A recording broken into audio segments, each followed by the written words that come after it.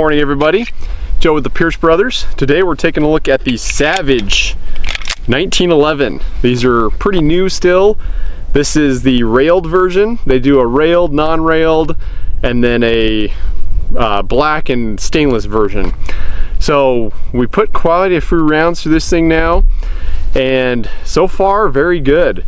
These have a forged frame, forged slide, so that's always a good thing, having some forged parts in there.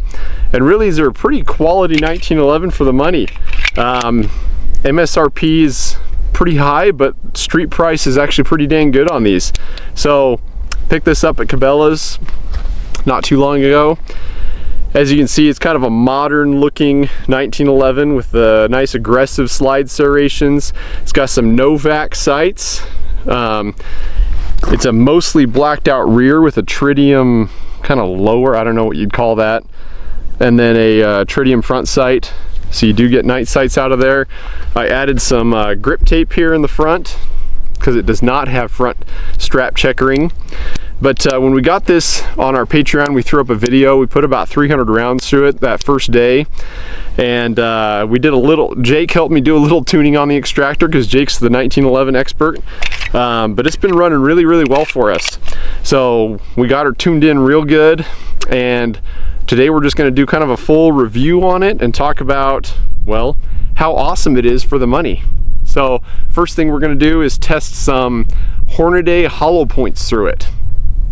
Alright guys, for the hollow points, this is kind of my primary carry hollow point now. It's a Hornady 220 grain flex lock bullet.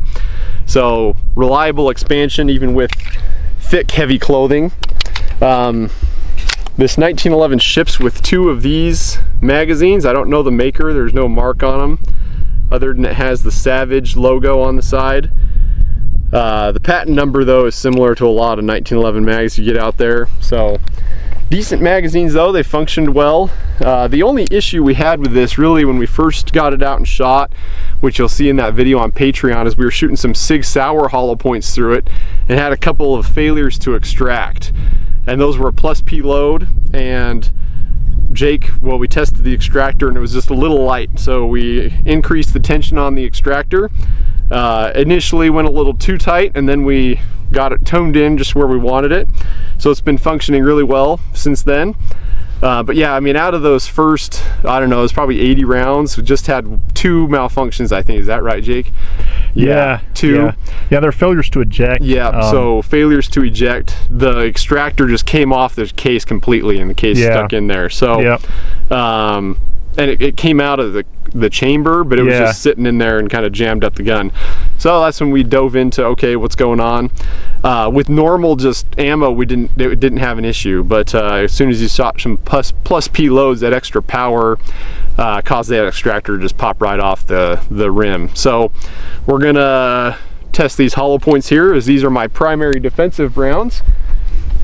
See if I can actually hit something with this old 1911. I was gonna say, I don't put one in the chamber this time.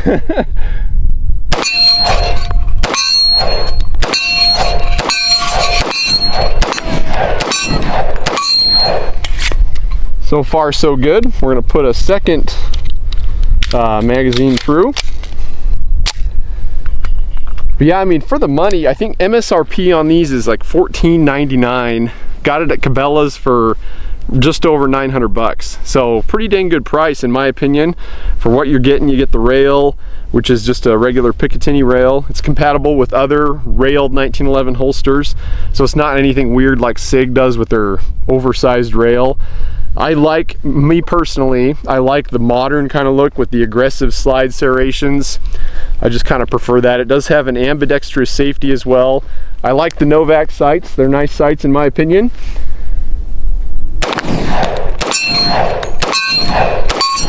Let's try one on our Silhouette that's way out there. I don't know how far that is.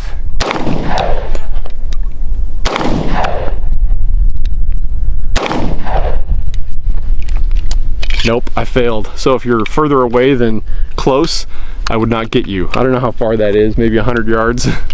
give or take. 120-ish. Yeah. But overall, really a great gun. I swapped out the grips. It did come with some VZ grips, but I put on these other style VZ grips because I like that grenade look on there, so kind of cool. Yeah, overall, been a great gun. So this is really, I mean, after we've shot it that first day, this video will put us over 500 rounds, and the extractor took a little bit of tuning, but other than that, it's been really good right out of the box. So Jake's actually going to do a video series here soon on 1911 maintenance and that, so we'll dive into kind of, you know, extractor tuning, all that kind of stuff, from full disassembly, cleaning, how to maintain your 1911.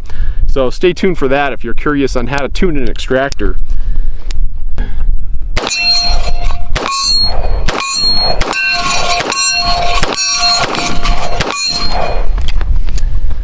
So there you have it, the Savage 1911. Remember to put one in the chamber when you're carrying. Always carry one in the chamber. Of course, yeah, I definitely like this gun quite a bit. Pretty decent 1911 for the money. I think you're getting really good quality there. And of course, our sample size is just one. Not all of them out there may have an extractor issue like this one had. And like I said, we probably wouldn't have noticed it just shooting ball ammo through it. We could have gone a lot of rounds without having a malfunction, but it was just with those plus P lows that made it have those malfunctions. So thanks for watching, guys. Stay tuned. We'll probably showcase this more as we go and hit some more reviews as we go higher in the round count. So we'll see you next time on the Pierce Brothers.